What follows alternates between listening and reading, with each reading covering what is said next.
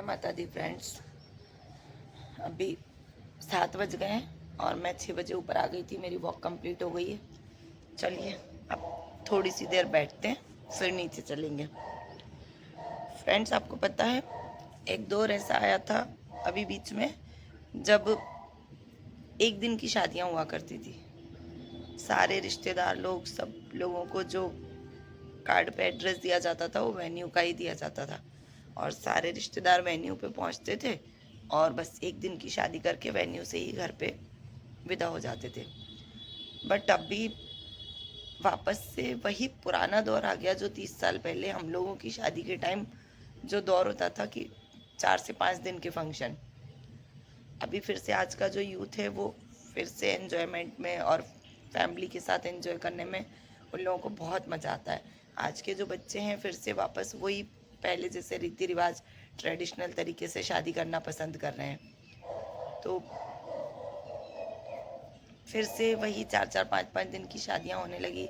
हल्दी फंक्शन अलग से होता है, मेहंदी फंक्शन अलग से होता है, फिर कॉकटेल भी होती है, एंगेजमेंट, सब चीज़ें अलग अलग से होने लगी हैं। तो वापस से लोगों का रुझान ट्रेडिशनल तरीके में बढ़ रहा है, जैसे पहले हम लोगों के टाइम में होता था। इसकी वजह से थोड़ा सा व्यापार भी ग्रो कर रहा है, क्योंकि जो वेन्यूज़ वगैरह होते हैं वो 2-2 3-3 दिन के लिए होटल्स वगैरह रिजॉर्ट बुक हो रहे हैं। फिर इवेंट वालों के लिए भी ये बहुत अच्छी चीज़ है कि उन लोगों को भी एक शादी में 3 से 4 दिन इवेंट करने का मौका मिलता है। हर चीज़ पे डेकोरेशन अलग अलग होता है, फ्लावर डेकोरेशन, बलून डेकोरेशन, हर चीज़ में। तो थोड़ा सा इससे नए बच्चों को व्यापार में भी तरक्की हो रही है और सोर्स ऑफ इनकम भी बढ़ रहे हैं। और सबसे बड़ी बात ये कि ट्रेडिशनल तरीका सबको बहुत अच्छा लगता है। आज के बच्चों को ट्रेडिशनल तरीका वही हमारे पुराने रीति रिवाज, वही घड़ोली भरना, वही सब कुछ, गाना, कंकन बांधना, वो सब कुछ आज के बच्चों को बहुत अपनी तरफ आकर्षित कर रहा है। चलिए, बहुत अच्छा है कि हमारे बच्चों का रुझान वापस से हमारे बुजुर्गों के जो परंपराएं बनी हुई हैं उनकी तरफ हो रहा है। तो ये देख के बहुत अच्छा लगता है, क्योंकि हमारे बुजुर्ग लोग जिस तरीके से शादी ब्याह रीति रिवाज किया करते थे, आज के बच्चों का रुझान उसी तरफ हो रहा है। तो ये सब चीज़ें देख के बहुत अच्छा लग रहा है। चलिए हम चलते हैं, हम नीचे करते हैं अपने डेली रूटीन के काम। चलिए फ्रेंड्स, आज बहुत दिन के बाद मैं गोभी तल के बना रही हूँ, और सुबह सुबह देखिए मेरी किचन का हाल, क्योंकि मुझे रल्ली जी का टिफ़िन बनाना होता है जल्दी। तो सुबह सुबह पूरी किचन फैली रहती है। आज हम लोगों ने सैलून में थोड़ी सी क्लीनिंग की है, शेल्फ वगैरह क्लीन की हैं, कांच। तो आज हमने ये लाइट्स जला दी हैं। वैसे मेकअप होता है तो जलाते हैं, आज हमने पूरी लाइट जला दी है। अब देखिए मैं ऊपर आ गई हूँ और गप्पू भैया जोत जला रहे हैं, क्योंकि 6 बजे इनकी क्लास ख़त्म होती है। तो आजकल शाम की जोत जलाने की ड्यूटी गप्पू भैया की रहती है। 6 बजे के बाद ये जोत जलाते हैं।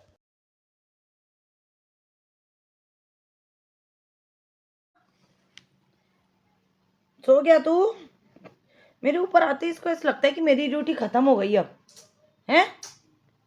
इतने आराम से सो जाएगी, बिल्कुल इसे कोई फर्क ही नहीं पड़ता। क्या कर रही थी दिन में, क्या बता रहा था? क्या कर रही थी दिन में? बढ़िया तकिए लगा के और उस पर सो रही थी मैडम। क्या रे? पलंग तो इसके लिए सॉफ्ट है ही नहीं ना। पलंग तो उसको ऐसे कड़क कड़क लगता है, हमारे गद्दे उसे खराब लगते हैं। गद्दों पे भी उसे तकिया रख के सोना होता है। नन्ना, ये हमारे गप्पू भैया, इनकी क्लास अभी ख़त्म हो गई है तो अब ये आराम फरमा रहे हैं।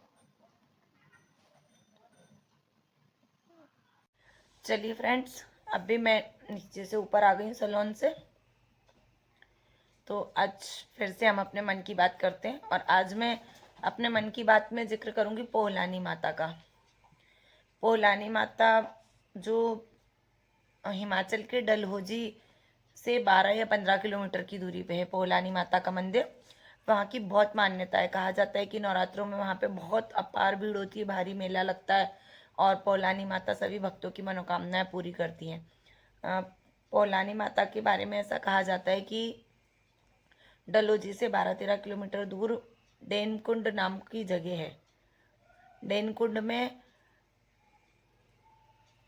वहाँ का जो रास्ता है वो रास्ता इतना खतरनाक हुआ करता था एक समय में कि वहाँ से लोग निकलते नहीं थे। अगर कोई भी लोग वहाँ से निकलते थे तो एक राक्षस था और एक डायन थी, तो डायन और राक्षस उन लोगों को खा जाते थे। तो डेनकुंड का जो रास्ता था वहाँ से कोई भी नहीं निकलता था। वो राक्षस और डायन किसी को निकलने ही नहीं देते थे, वो उन्हें जिंदा खा जाते थे। तो वहाँ के लोग काफ़ी परेशान हो गए, उस गांव के लोग, क्योंकि आना जाना तो पड़ता ही था, लेकिन वो उस रास्ते से निकलने के लिए उन लोगों को पहले ही होता था कि हम पहुँच ही नहीं पाएंगे आगे। तो उन लोगों ने भगवान भोलेनाथ से प्रार्थना की, भोलेनाथ के आगे अर्जी लगाई। तो भोलेनाथ और माता रानी दोनों ने उनकी अर्जी को स्वीकार किया और वहीं से चट्टान में से एक कन्या रूपी देवी प्रकट हुई। माता रानी कन्या के रूप में प्रकट हुई और उन्होंने फिर पहले तो देवी उसका डायन जो थी, उसका डायन का माता रानी ने कन्या रूप में अंत किया। डायन को माता रानी ने उसका वध कर दिया। उसके बाद फिर जो राक्षस थे, अब वो राक्षस आ गए तो कन्या रूपी माता को देख के वो लोग हंसने लगे। तो माता ने पहलवान का रूप धारण कर लिया और पहलवान के रूप में आके उन राक्षसों का वध किया। तो माता रानी ने डायन और राक्षस दोनों से उस गांव वालों की रक्षा की। तो तभी से गांव वालों ने उन्हें पौलानी माता का नाम दे दिया। फिर माता रानी ने वहीं पे गांव के किसी एक निवासी को सपने में आके बताया कि मुझे मेरी इस जगह पे मेरी मूर्ति की स्थापना करो। तो जिस पत्थर में माता कन्या के रूप में प्रकट हुई थी, उसी जगह पे आज पौलानी माता का मंदिर बना हुआ है, जो हिमाचल के चंबा डलहौजी के पास ही पड़ता है और बहुत सुंदर मंदिर बना हुआ है माता रानी का। गर्मी में कहा जाता है कि वहाँ पे इतनी ज़्यादा ठंडी हवाएं होती हैं कि कुछ लोग तो सिर्फ उन ठंडी हवाओं का लुत्फ लेने के लिए ही वहाँ पे जाते हैं। और सर्दी में वो पूरा पहाड़ और मंदिर सब बर्फ से ढका रहता है। तो ऐसा है कि वहाँ की यात्रा 12 महीने चालू रहती है, 12 महीने लोग वहाँ जा सकते हैं। और रास्ते में जगह जगह विश्राम गृह वगैरह, धर्मशालाएं, होटल सब कुछ बना हुआ है। तो यात्रियों की सुविधा के लिए हर चीज़ वहाँ पे मौजूद है और बहुत ही खूबसूरत है वो, क्योंकि डलहौजी के बारे में कहा जाता है कि उसे अंग्रेजों ने बसाया था। तो डलहौजी की जो एक एक चीज़ है वो बहुत ही खूबसूरत है, क्योंकि मैं खुद वहाँ गई हूँ डलहौजी में और मैंने खुद उस चीज़ को फील किया है। डलहौजी में जो खजियार है, पास में चंबा, ये सब चीज़ें देखने वाली हैं। और कुछ कुछ होता है, मूवी की शूटिंग तो खजियार में ही हुई थी। तो वहाँ की जो डलहौजी की चीज़ें हैं वो देखने वाली हैं। प्राकृतिक नज़ारे, रॉक क्लाइंबिंग सबसे हाईएस्ट डलहौजी में होती है, पंजी जंपिंग होती है डलहौजी में। तो ये सब चीज़ों के लिए डलहौजी फेमस है और ज़्यादातर सैलानी जो लोग मनाली शिमला गए हैं वो डलहौजी भी जाना पसंद करते हैं।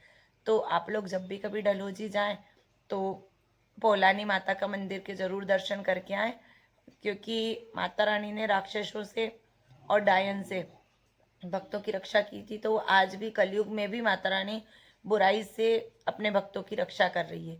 तो वो किसी भी भक्त का बुरा नहीं होने देती माता रानी। तो आप लोग जब भी जाएं उधर हिमाचल में तो पौलानी माता के दर्शन करके ज़रूर आएँ। और मुझे जो जानकारी थी वो मैंने बताई। अगर मुझसे कुछ छूट गया हो या रह गया हो तो आप लोग मुझे कमेंट करके बताएं। और मेरी कुछ भी जो भी गलतियां होती हैं मेरी ब्लॉग में वो आप मुझे कमेंट करके बताएं। कई लोग मुझे मैसेज करके बताते हैं तो मुझे बहुत अच्छा लगता है, क्योंकि आप लोगों के बताने से ही मैं अपनी गलतियां सुधार पाती हूँ और नया नया कुछ कर पाती हूँ। तो मेरी गलतियों को बताएंगे तो मुझे बहुत अच्छा लगेगा और मेरे ब्लॉग को लाइक और सब्सक्राइब ज़रूर करें। चलिए मिलती हूँ आपसे थोड़ी देर बाद।